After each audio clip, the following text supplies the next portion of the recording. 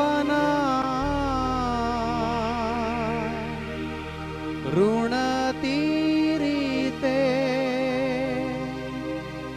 ಈ ಮನೆಯ ಯಜಮಾನ ನಿನ್ನ ಮನೆಯಿಂದ ಕಳಿಸುವಾಗ ಋಣ ತೀರಿತೆ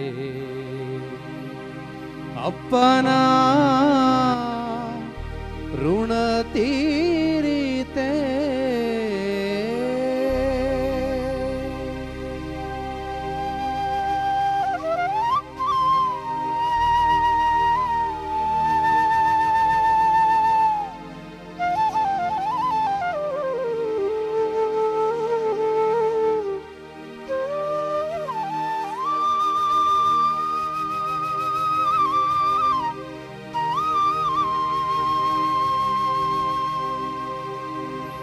ಋಣ ತೀರಿತೆ ಅಪ್ಪನ ಋಣ ತೀರಿತೆ ಋಣ ತೀರಿತೆ ನನ್ನಪ್ಪನ ಋಣ ತೀರಿತೆ ಈ ಮನೆಯ ಯಜಮಾನ ನಿನ್ನ ಮನೆಯಿಂದ ಕಳಿಸುವಾಗ ಋಣ ತೀರಿತೆ ಅಪ್ಪನ ಋಣ ತೀರಿತೆ ನಮ್ಮ ಹೆಗಲ ಮೇಲೆ ಹೊತ್ತು ಮೆರೆದಾಡಿದ ಅಪ್ಪ ನಿನ್ನ ಋಣ ತೀರಿತೆ ಅಪ್ಪನ ಋಣ ತೀರಿತೆ ಋಣ ತೀರಿತೆ ಅಪ್ಪನ ಋಣ ತೀರಿತೆ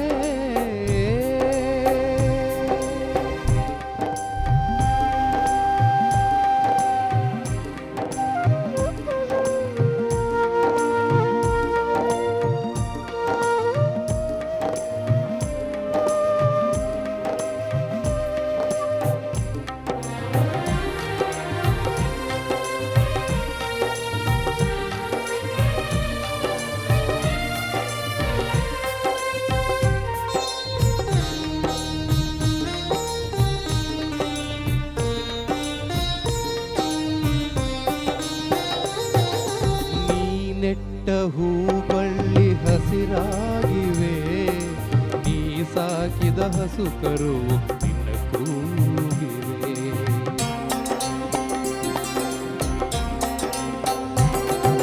ತಂದೆಯಿಲ್ಲದ ಮಕ್ಕಳು ನಾವಾದೆವು ಎಂದೆಂದು ನೀ ಹರಸು ಈ ಮಕ್ಕಳ ಏಳೇಳು ಜನುಮದಲು ತಂದೆಯಾಗಿ ಬಾ ಅಪ್ಪ ಅಪ್ಪ ಅಪ್ಪ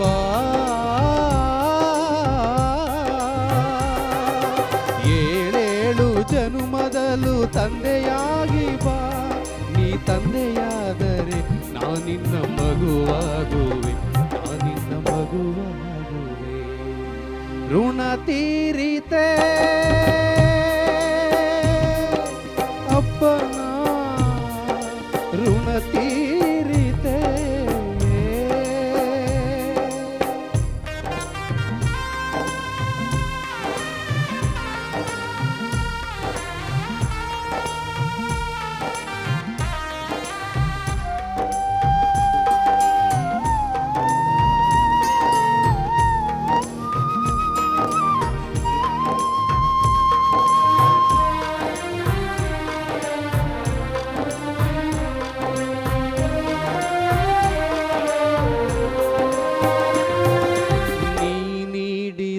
ಮಮತೆ ಹೇಗೆ ಮರೆಯಲಿ ನಿನ್ನ ಬದುಕೆ ನಮಗೆಲ್ಲ ಉಸಿರಾಗಲಿ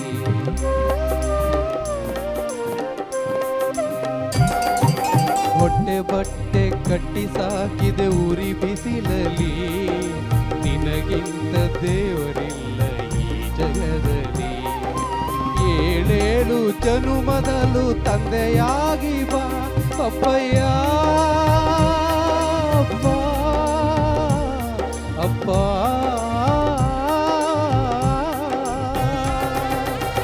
ಏಳೇಳು ಜನುಮದಲು ತಂದೆಯಾಗಿ ಬಾ ನೀ ತಂದೆಯಾದರೆ ಮಗನಾಗುವೆ ನಿನ್ನ ಮಗನ ಋಣ ತೀರಿತೆ ಅಪ್ಪನ ಋಣ ತೀರಿತೆ.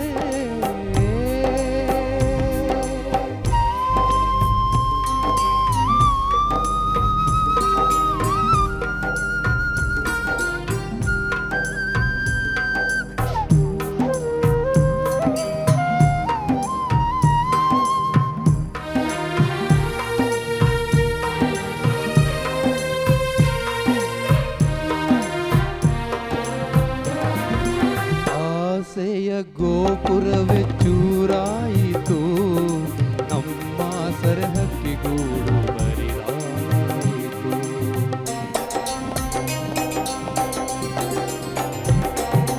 ನೀನಾಡಿದ ಬುದ್ಧಿ ಮಾತ ಹೇಗೆ ಮರೆಯಲಿ, ನೀ ಕೊಟ್ಟ ಕೈ ತುತ್ತ ಹೇಗೆ ಮರೆಯಲಿ. ನೀನಿತ್ತ ಕೈ ತುತ್ತು ಕೊನೆಯಾಯಿತೆ ಅಪ್ಪ. ಅಯ್ಯೋ ನೀನಿತ್ತ ಕೈ ತುತ್ತು ಕೊನೆಯಾಯಿತೆ. ನೀ ನೀಡಿದ ಪ್ರೀತಿ ನೆನಪಾಯಿತೆ, ಅಪ್ಪನ ನೆನಪಾಯಿತೆ. ಋಣ ತೀರಿತೆ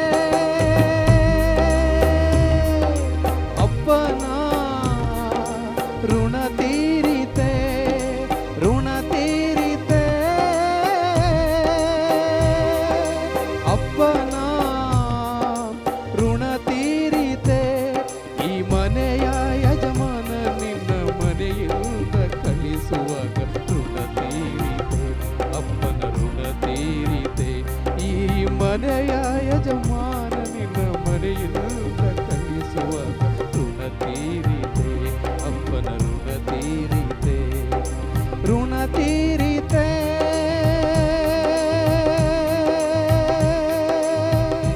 ಅಪ್ಪಯ್ಯ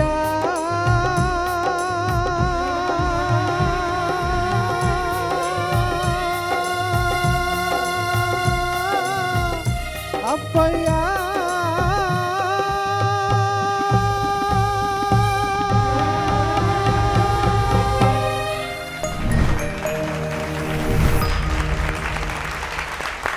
ನವೀನ್ ಕುಮಾರ್ ಜೀಜಿ ಇಲ್ಲಿ ಒಂದ್ಸರಿ ಸ್ಮೈಲ್ ಮಾಡಿ.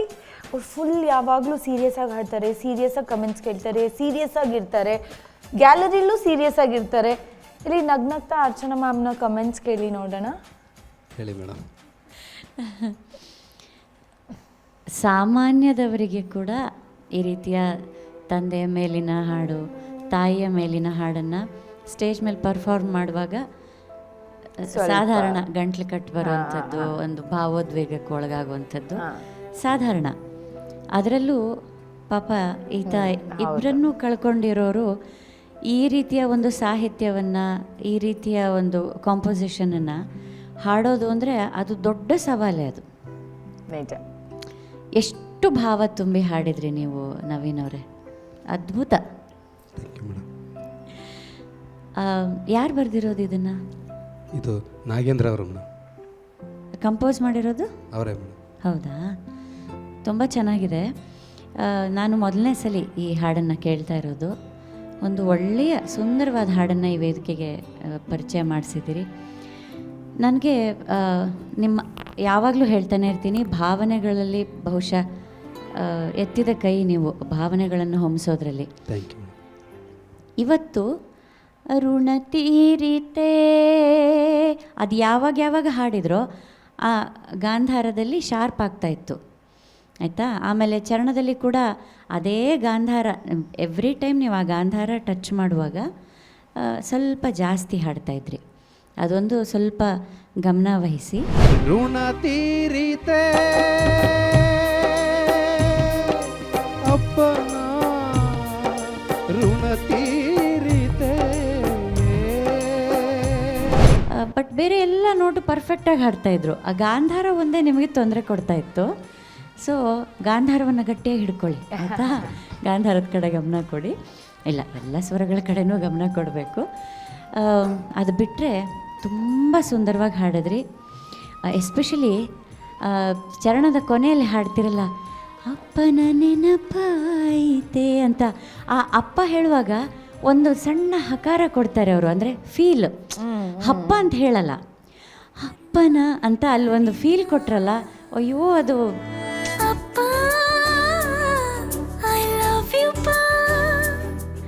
ಹೃದಯವನ್ನು ಗೆದ್ದು ಬಿಟ್ರಿ ನವೀನವ್ರೆ. ತುಂಬ ಸುಂದರವಾಗಿ ಹಾಡಿದ್ರಿ. God bless you. Thank you ma'am. Muniraju sir. ಸ್ಪರ್ಧೆ ಏನಾದರೂ ಇರಲಿ, ನವೀನ್ ಅಂದ್ಕೊಂಡಿರೋದು ಅಮ್ಮನಿಗೊಂದು ಹಾಡನ್ನು ಹಾಡಿದೆ, ಅಪ್ಪನಿಗೂ ಒಂದು ಹಾಡು ಬಿಡೋಣ ಅನ್ನೋದು ಮನಸ್ಸಲ್ಲಿ ಇತ್ತು ಅಂತ ಕಾಣುತ್ತೆ ಅವ್ರಿಗೆ, ಹಾಂ ಸರ್. ಅಲ್ವಾ? ಆದ್ದರಿಂದ ಈ ಎರಡೂ ಹಾಡುಗಳನ್ನು ತಂದೆ ತಾಯಿಗೆ ಇಬ್ರಿಗೂ ಒಂದೊಂದು ಗೀತೆಯನ್ನು ಹಾಡಿ ಅವ್ರ ಋಣನ ತೀರಿಸ್ಕೊಳ್ಳೋ ಪ್ರಯತ್ನ ಮಾಡಿದಿರಿ. ಅಷ್ಟೇ. ನಾನು ನಿಮ್ಮನ್ನ ಅಳಿಸ್ಬೇಕು ಅಂತ ಹೇಳಲಿಲ್ಲ. ಇರಲಿ, ಇದೆಲ್ಲರಿಗೂ ಗೊತ್ತಿರಲಿ. ಅಳಬೇಡಿ. ನೀವು ಹತ್ರ ನಮಗೂ ಕಷ್ಟ ಆಗುತ್ತೆ ಹೇಳಲಿಕ್ಕೆ. ಋಣ ಯಾವುದೂ ತೀರ್ಸೋಕ್ಕಾಗಲ್ಲ. ಯಾವ್ಯಾವ ಋಣ ತೀರ್ಸೋಕ್ಕಾಗಲ್ಲ ಗೊತ್ತಾ? ಭೂಮಿ ಋಣ, ತಂದೆ ತಾಯಿ ಋಣ ಮತ್ತು ಗುರುವಿನ ಋಣ. ಈ 3 ಋಣಗಳನ್ನ ಯಾವ ಜನ್ಮ ಬಂದರೂ ತೀರ್ಸೋಕ್ಕಾಗೋದೇ ಇಲ್ಲ. ಆದರೆ ನಿಮ್ಮ ಋಣ ತೀರ್ತಪ್ಪ ಅಂಥೇಳಿ ಈ ಒಂದು ಅವರು ತೀರ್ಕೊಂಡ ನಂತರ ಅದನ್ನು ಹೇಳಕ್ಕೆ ಕಷ್ಟ ಆಗುತ್ತೆ ನನಗೆ. ಯಾರಾದರೂ ಅಲ್ಲಿ ದೈವಾಧೀನರಾದರೆ ತಂದೆ ಅಥವಾ ತಾಯಿ ಮಕ್ಕಳನ್ನೆಲ್ಲ ಕರೆಸಿ ತಲೆಗೆ ಹರಳೆಣ್ಣೆ ಮತ್ತು ಸೀಗೆಕಾಯಿನ ಇಡ್ತಾರೆ. ಹೇಳ್ರಪ್ಪ, ನೋಡ್ರಪ್ಪ, ಇಲ್ಲಿಗೆ ನಿಮ್ಮ ಋಣ ತೀರ್ತಪ್ಪ, ಕಳಿಸ್ಕೊಡ್ರಪ್ಪ ನಗ್ನಗ್ತಾ ಅಂತ ಹಿರಿಯರು ಹೇಳ್ತಾ ಇರ್ತಾರೆ.